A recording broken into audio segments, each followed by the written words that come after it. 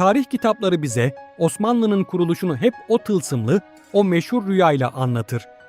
Osman Gazi'nin göğsüne giren bir ay ve o ayın kalbinden çıkıp dalları 3 kıtaya yayılan ulu bir çınar. Peki Osman'ın göğsüne giren o ay kimdi? Bize onlarca yıl boyunca o ulu devleti doğuran, Osman'ın göğsüne giren o ayın Malhun Hatun olduğu söylendi. Şeyh Edebali'nin kızı dediler, Orhan Gazi'nin annesi dediler. Bugün referans tarihte. Bir imparatorluğun kutsal şecere kurgusu uğruna mezar taşları bile ellerinden alınan iki kadının gasp edilmiş hatırasını gün yüzüne çıkarıyoruz. Anlatılan o meşhur rüya, Osman Gazi'nin istihareye yattığı o gece, Edebali'nin göğsünden çıkıp Osman'ın kalbine giren o ay sadece bir aşkın değil, bir imparatorluğun müjdecisiydi. Edebali, rüyayı dinledikten sonra o tarihi hükmü verdi. "Oğul Osman, sana padişahlık mübarek olsun. Kızım Malhun sana helaldir mi?" dedi. Yoksa o isim Bala mıydı? İşte tarihin makasının vurduğu, hakikatin kesildiği yer tam da burasıydı. Şeyh Edebali'nin rüyadaki o kızım dediği, Osman'ın göğsüne giren o ay, aslında Rabia Bala Hatun'du. Fakat ortada bir sorun vardı. Padişah soyunun, yani Orhan Gazi'nin mutlaka bu kutsal rüyaya, bu şeyh soyuna bağlanması gerekiyordu.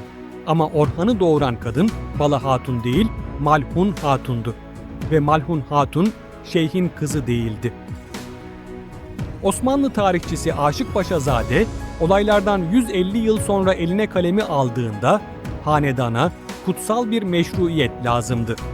Devletin kılıcı Osman'dan, maneviyatı Edebali'den gelmeliydi. Bu yüzden tarih masasında korkunç bir ameliyat yapıldı. Orhan Gazi'nin biyolojik annesi Malhun Hatun ile Edebali'nin kızı Bala Hatun kağıt üzerinde tek bir kadın haline getirildi. Malhun, Şeyh Edebali'nin kızıdır diye yazıldı. İşte o an, gerçek Malhun Hatun'un babası Ömer Bey tarihten silindi. Gerçek Bala Hatun'un ise ismi ve varlığı Malhun'un içinde eritildi. Bu da Aşık Paşazade'nin ilk yaptığı şey değildi zaten. Daha önce de benzer bir ameliyat yapmıştı. Efendisi Hatun'u tarihten silip Süleyman Paşa'yı Nilüfer Hatun'un oğlu haline getirmişti. Aynı ideoloji, aynı makas. Devletin fetihlerini ve soyunu mükemmel kılmak için hatunları birleştirip ayırıyordu. Ama ameliyat burada bitmedi. Evlatlar da kesip biçildi. Yüzyıllar boyu Aşık Paşazade, Oruç Bey, Neşri hepsi aynı yalanı fısıldadı. Orhan Gazi ile Alaeddin Bey aynı anneden doğmuş iki kardeş. Alaeddin Bey, dedesi Edebali'nin manevi ışığında Bilecik'te büyüdü ama bu da yetmezdi. Onu da başka bir Alaeddin ile tek bedende birleştirip hem veli hem de vezir yaptılar. Annesi ise hep Edebali'nin kızı olarak gösterildi. Bu tesadüf değildi. Devlet, iki oğlunu da aynı kutsal anneden doğmuş gibi sundu ki soy ahilikle, şeyhlikle, ilahi onay ile mühürlensin. Orhan'ın kılıcı, Alaeddin'in maneviyatı, hepsi tek bir annede birleşti.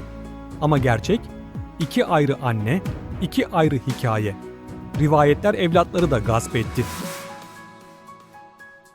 Peki, kalemini bir neşter gibi kullanan bu tarihçiler hiç mi durup düşünmedi? Şeyh Edebali gibi hakikat yolunun yolcusu olan büyük bir manevi önderi, siyasi bir kurgunun dolgusu haline getirmenin, aslında onun o yüce makamına gölge düşüreceğini akıl etmediler mi? Bir imparatorluğa kutsal bir temel atalım derken, isimleri silinen babaların, yok sayılan annelerin, kimliği değiştirilen evlatların kul hakkına girmekten hiç mi çekinmediler? Tarihi mükemmel göstermek uğruna gerçeği katletmek, aslında Edebali'nin temsil ettiği o manevi mirasa yapılan en büyük ihanet değil miydi? Yüzyıllar boyunca bu tek kadın yalanına inandık. Ta ki tozlu raflardan o belge 1324 tarihli Orhan Gazi Mekece Vakfiyesi çıkana kadar. Devletin kuruluş belgesi niteliğindeki bu vakfiyede şahitler arasında bir kadının imzası parlıyordu. Malhatun binti Ömer Bey. Yani Ömer Bey'in kızı Malhun. Gerçek haykırıyordu. Malhun Hatun hayattaydı, Orhan'ın annesiydi ama Edebali'nin kızı değildi. O, Osman Gazi'nin siyasi güç için evlendiği bir bey kızıydı. Edebali'nin kızı ise Alaeddin Bey'in annesi Bala Hatun'du. Bu ideolojik operasyonun bedelini kim ödedi? Mezarda yatanlar ödedi. Bugün Bilecik'e, Bala Hatun türbesine gidin. Annesiyle yan yana yatan sandukaya bakın. Şu an o levhada doğru isim, yani Şeyh Edebali'nin kızı Bala Hatun yazıyor. Nihayet hakikat taşa kazındı. Ama yakın zamana kadar o levhada Malhun Hatun yazıyordu.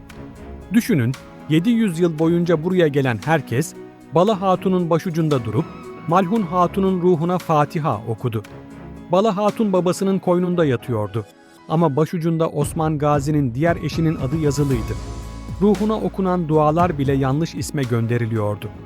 Bu, bir mezar taşını gasp etmek değil de nedir? Tarih düzeltilene kadar Bala Hatun'un duaları çalındı. Malhun'un ise hiç duaları olmadı. Bala Hatun, Bilecik'te babasının yanında ismine kavuştu. Peki ya devletin valide sultanı, Cihan İmparatorunu doğuran gerçek Malhun Hatun nerede? İşte tarihin en acı sorusu bu. 1324'te vakfiyede imzası olduğuna göre o tarihte yaşıyordu. Belki Söğüt'te vefat etti, belki oğlu Orhan'ın fethettiği Bursa'yı gördü ve oraya gömüldü. Bilemiyoruz. Çünkü tarihçiler onun kimliğini çalıp Bala'nın üzerine yapıştırdıkları için Malhun Hatun'un gerçek mezarı tarihin karanlığında kayboldu. Koskoca padişah anasının bugün gidip başında dua edeceğimiz kesin bir mezarı yok. Çünkü o bir ideoloji uğruna görünmez kılındı. Rivayetler onu Bilecik'e gömdü ama belge yalanlıyor. O ayrı bir anne, ayrı bir hikaye, ayrı bir mezar. Bir yanda mezarı olup ismi yüzyıllarca çalınan Bala Hatun, diğer yanda ismi yaşatılıp mezarı kaybedilen Malhun Hatun. Osmanlı'nın iki kurucu annesi 700 yıl boyunca işte böyle birbirine karıştırıldı. Biz bugün referans tarihte o fatihaları gerçek sahiplerine, gerçek isimleriyle iade ediyoruz. Bala Hatun'a Bilecik'te, Malhun Hatun'a ise bu toprakların meçhul bir köşesinde. Hakkı yenen tüm annelerin ruhu şad olsun. Referans tarihte kalın, hoşça kalın.